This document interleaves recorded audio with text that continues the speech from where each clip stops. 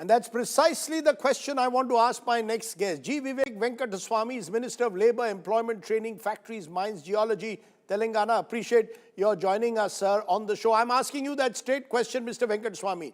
Who will be accountable for the loss of 40 lives? A factory like this, without having the necessary safety procedures in place, without having a fire no objection certificate, is allowed to function. There is an explosion, 40 people die. Who is accountable, sir? Actually, hi Rajdeep, Vivek here. I did visit the plant yesterday, and again the Chief Minister also visited, because the death tolls were increasing, and right now officially there are about 38 deaths in the explosion. Now, when I went to the factory, the first thing I asked was there an inspector's inspection that had taken place, which is a regular norm. So in December 2024, the factory inspector had visited the factory and issued some guidelines on how to maintain safety in the factory. But Rajdeep, please try to understand that this is a chemical factory. This microcrystalline cellulose, which is a combustible dust. And I think there were some issues in the spray dryers where the pressure built up, and being a combustible product, static electric charge or something would have created this explosion.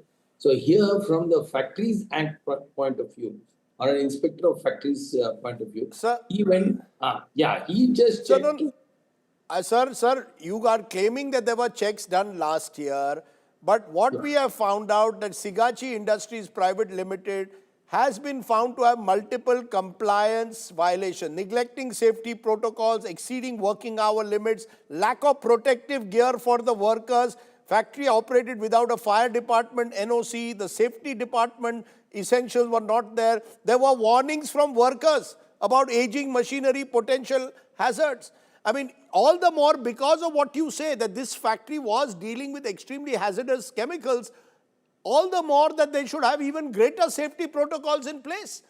You see, that's the question. Right. If this was happening in the heart of Hyderabad, there would be far greater outrage. Because it's not in the heart of the city, the fact is that people seem to get away. 40 people have died, sir.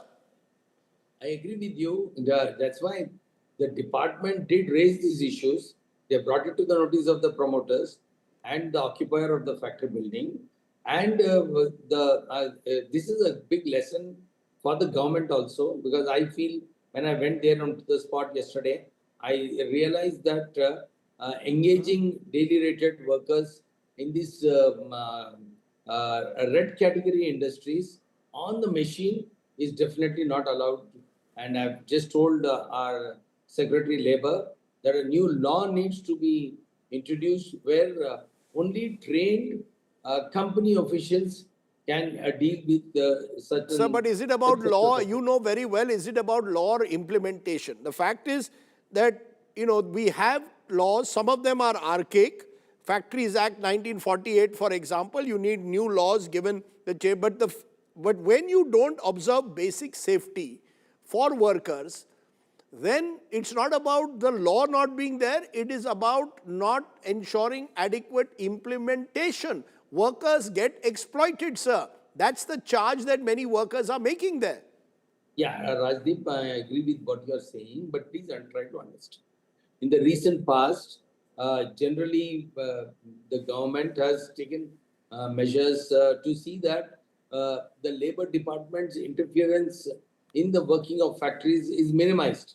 If you see, these are the central laws which were introduced to see that business becomes more robust and more employment is created. So here, from the factory inspector's point of view, from the State Department, I think whatever measures were needed to taken and caution the industry, they have done it. It's actually basically the responsibility of the management, which I So did what will you do? So what happens to the management?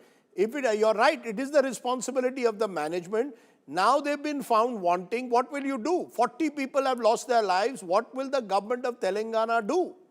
See, we have instituted a committee now, a 5-member committee of eminent scientists to find out what was the reason for this blast. So one way one committee is taking care of the legal aspect onto how this kind of an accident has happened and how future safeguards need to be taken in the pharma industry.